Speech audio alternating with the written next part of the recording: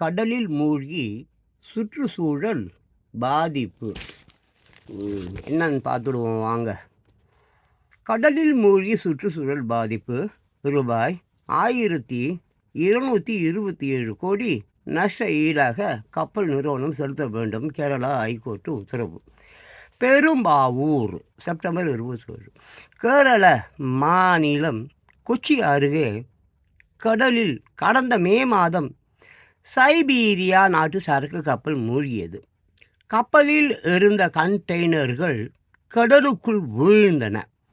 அதில் ரசாயன பொருட்கள் இருந்ததால் சுற்றுச்சூழல் பாதிப்பு ஏற்பட்டது. இதனால் அந்த நாட்டு கப்பல் நிறுவனம் ரூபாய் 9,531 கோடி நஷ்ட ஈடு வழங்க வேண்டும் என்று கேரள அரசு கோர்ட்டில் வழக்கு தொடர்ந்தது. அதற்கு கப்பல் நிறுவனம் மறுப்பு தெரிவித்தது. அதோடு ரூபாய் 136 கோடி நஷ்ட ஈடாக வழங்க தயாராக இருப்பதாகவும் அதன் மூலம் மாநில அரசுக்கு ஏற்பட்ட இழப்புகளை சரிகட்ட முடியும் என்றும் தெரிவித்து இருந்தது. ஆனால் இந்த சம்பவத்தால் கடல் வழி போக்குவரத்து தடைபட்டதோடு மீனவர்களின் வாழ்வாதாரம் பாதிக்கப்பட்டது.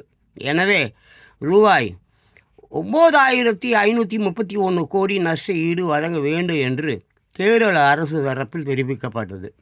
இதை அடுத்து கப்பல் கடலில் மூழ்கியதால் சுற்றுச்சூழலுக்கு எந்த பாதிப்பும் ஏற்படவில்லை, ரசாயன பொருட்கள் கடலில் கலக்கவில்லை என்று கப்பல் நிறுவனம் தெரிவித்து இருந்தது.